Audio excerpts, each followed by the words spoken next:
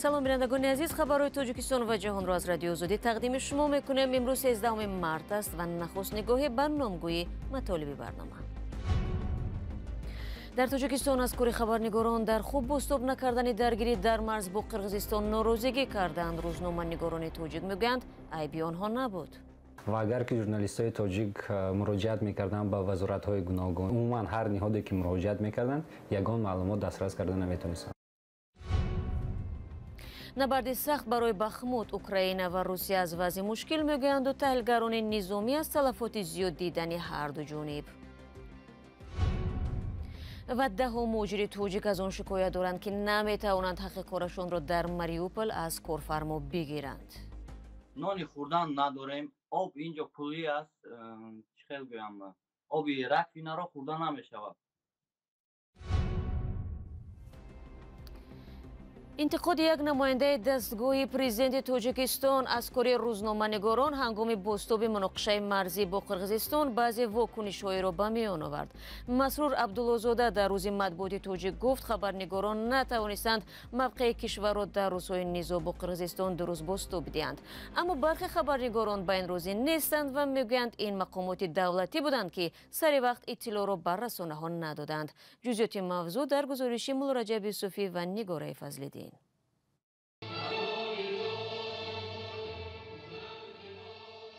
ایدی مطبوعات با حضور ده‌ها خبرنگار و نمایندگان دولت در برابر ستایش امسال تنقید هم صدا داد.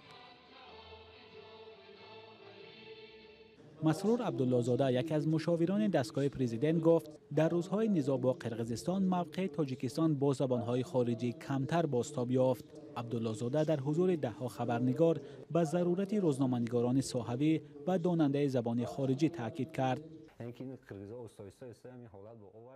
خبرگزاری ازیا پلوس یکی از کمترین رسانه‌های محلی تاجیکستان است که نزاع مرزی با قرغیزستان را وسیع انعکاس می‌کند. در روزهای مناقشه بهمنیار ندیروف و همکارانش چند شب را در دفتری کاری روز کردند. وی میگوید ریشه مشکل در نداشتن معلومات بود. و اگر که ژورنالیست‌های تاجیک مراجعت می‌کردند به وزارت‌های گوناگون، مثلا وزارت تندرستی وابسته به شماره هلاک شدگان و مجروح شدگان، یا که قشون‌های سرحدی وابسته به وضعیت مرز، یا که وزارت کارهای داخلی، عموما هر نهادی که مراجعت می‌کردند یگان معلومات دسترس کردن نمی‌تونستند. حتی گویم مقامات اجرایی محلی که پیشتر پریس سکرترشون یا که رئیس جماعت یا که یگان نماینده حکومت شهر و ناحیه که پیشتر میتوانستند یگان گپ گویند یا که میگفتند که وضعیت چه است، حتی همونها هم دیگر نمیخواستند صحبت کنند. در هر مناقشه مرزی میان تاجیکستان و قرغیزستان بحثی رساندن اطلاع داغ می شود. برخی ها از شکست تاجیکستان در جنگ اطلاعاتی میگویند و تنقید اخیر گویا اشاره به سبب آن است. قطعی خارجگی قبضنام گفتم که همین برای چه انخیل شد؟ بلکه دیستویتن در زمانی که مناقشه سر شد یکم درجه اطلاعات از این طرف آمد. شما دیر کرده، شما عموما شکست نمیدید و جهان уже اون طرف قبول کرد. جهان уже فکر کرد که انا شاید اینو یکم دادن грамотно быстро و پره کرد دادن و همون طرف گشتن.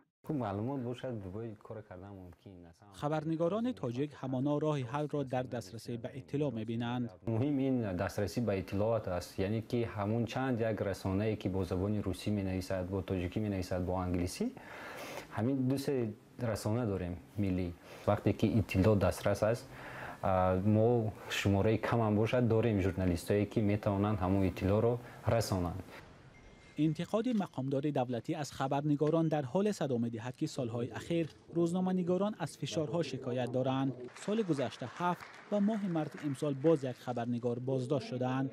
وضعی که به باور روزنامه‌نگاران به کار و روح و روان آنها ضربه می‌زند. مولا رجب یوسفی، نگاره فضل‌الدین، آزادی دوشنبه. و در همین حال ماموران امنیتی اتهام ضد روزنامه‌نگار دیگری دستگیر شده تاجیک خورشید فوزیلوف را اعلام کردند. برادرش خوشبخت فوزیلوف میگوید او به دعوت عمومی برای بازور تغییر دادن ساخت کنستیتوسیونی گمانبر است، ولی نه خودش و نه پیوندان این اتهام را قبول ندارند. همکارم میرزانبی خالقزاد سرنوشتی این خبرنگار رو پیگیری دارد و در استودیو با ماست. درود بر شما. آیا مقامات امنیتی پنجکن چی میگویند؟ به چه دلیل چنین اتهامی سخت به خبرنگاران اعلام کردند؟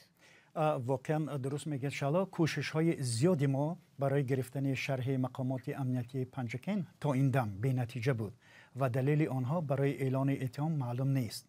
اما خوشبخت فاضلوف 13 مارت به رادیو آزادی گفت برادرش را روز یکشنبه و در حضور وکیل مدافع دیده است.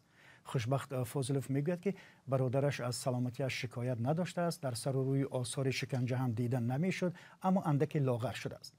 با گفته خوشبخت فاضلوف مقامات خورشید را به دعوت عمومی برای از راه زور تغییر دادن ساخت کنستیانی با استفاده واسطای اخبار عامه و یا شبکه‌های اینترنتی متهم کردند. این اتهام بسیار جدی هم هست و بر اساس بند قانون جنایی ممکن است فرد گناهکار را از 3 تا 8 سال به زندان محکوم کنند. خود خورشید با گفته برادرش اتهام را کاملا رد کرده و آن را تهمت ناحق در حق خودش نامیده است. واقعا قبل از برنامه گفتید که معرکه در فیسبوک برای بدنام کردن خورشید فاضلوف راه اندازی شده است. آیا مثل تجربه های پیشین است نوشته های از نام افراد با نام های نامعلوم و عجیب و غریب؟ ببینید شالا شخص با نام شرف کریموف در فیسبوک ادعا کرده است که گویا او به تمجوی از مقامات مشغول بوده است، هرچند دلیل در این باره نآورده است. عین زمان این فرد نوشته است که خورشید فاضلوف به قبل او راه غلط را انتخاب کرده و مردم فریبی دست زده است و دانشگاهی را هم ختم نکرده است. این نوشته خویشاوندان روزنامه‌نگار را شدیداً نگران کرده است و خوشبخت فاضلوف میگوید که برادرش دانشگاه ملی تاجیکستان را ختم کرده، از طرف مقامات در پنجکن هم برای کارش افتخارنامه دریافت کرده است. و خورشید فاضلوف را روز 6 مارت امسال یعنی یک هفته پیش در شهر پنجکن دستگیر کردند و در رسانه‌های داخلی کار میکرد و بیشتر در مسائل اجتماعی بخصوص مشکل مردم و کمبود مقامات مینوشت. طوری میدانیم شالا در یک سال اخیر در تاجیکستان 7 خبرنگار و بلاگر دستگیر و از 7 تا 20 سال زندانی شدند و سازمان‌های بین‌المللی هم از جمله سازمان امنیت و همکاری در اروپا و کمیته دفاع از خبرنگاران و نمایندگان کشورهای غربی حکومت را به فشار افزاینده به خبرنگاران تنقید کردند. ولی مقامات تاجیکستان میگن خبرنگاران به همکاری با سازمان‌های ممنوع گناهکار شدند. این است. تشکر برای صحبت. بینندگان عزیز یادآور میشم همکارم میرزانبی خالقزاد درباره اتهام به ضد خورشید فاضلوف خبرنگاری 37 ساله تاجیک صحبت میکرد که به دعوت به سرنگونی حکومت متهم شده است.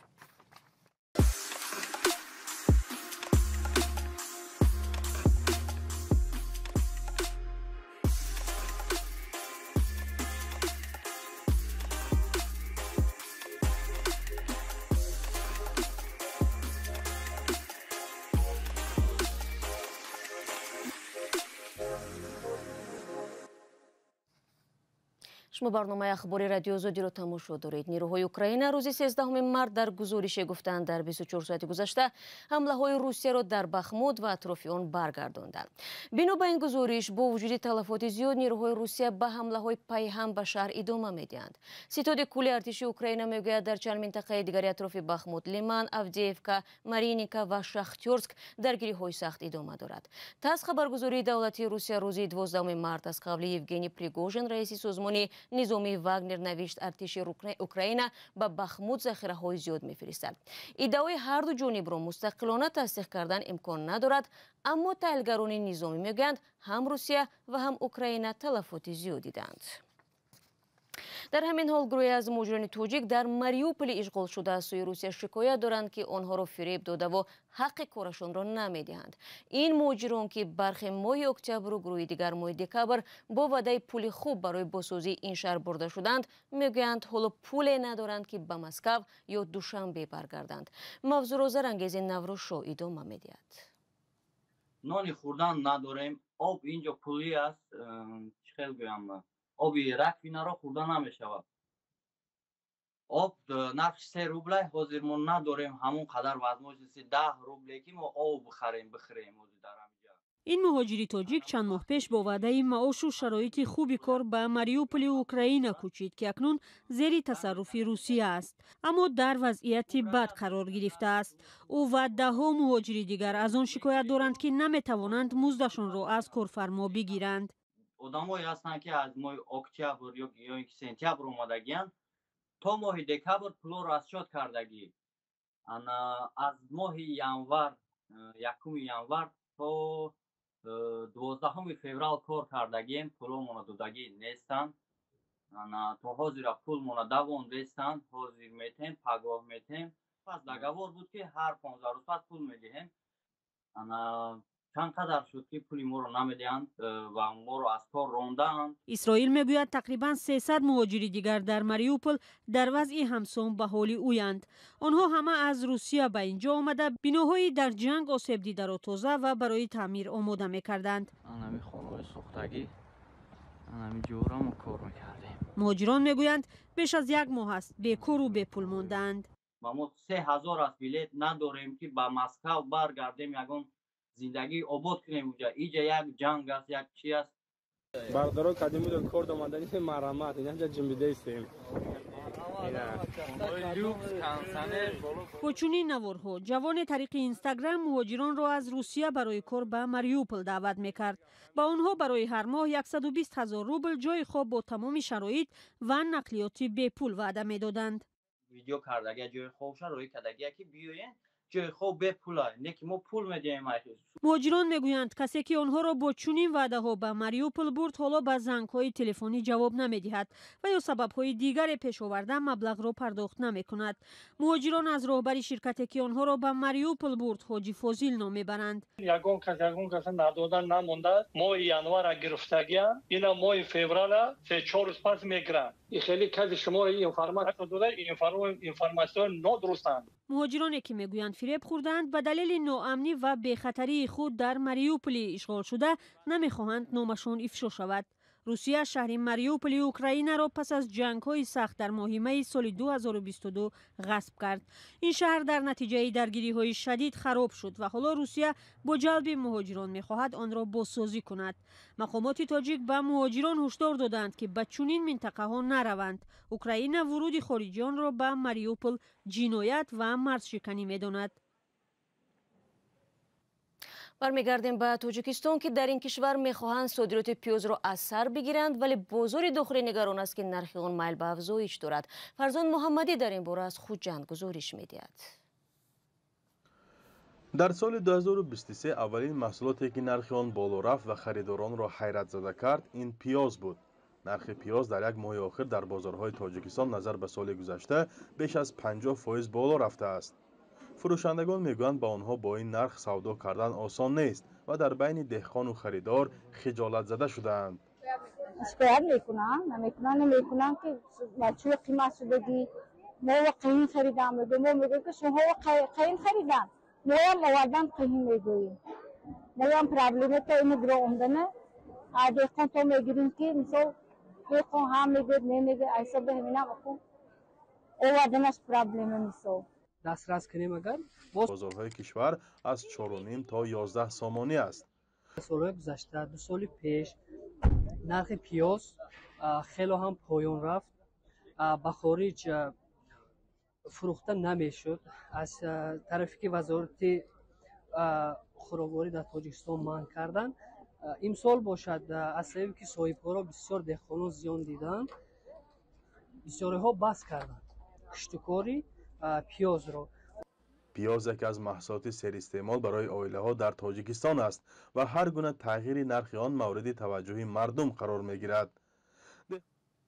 بینندگان عزیز برنامه امروز به پایان رسید ولی نشر خبرها با عکس و ویدیو در وبسایت ozodi.org و همین گونه در صفحه های رادیو آزادی در فیسبوک، اینستاگرام، توییتر و تیک تاک و تلگرام و ادناکلاسنیکی ادامه دارد. ما فردا شما را در برنامه‌هایمان منتظر خواهیم بود. تا ملاقات بعدی خود را احتیاط کنید و خدا نگهداری هر یک شما باشد.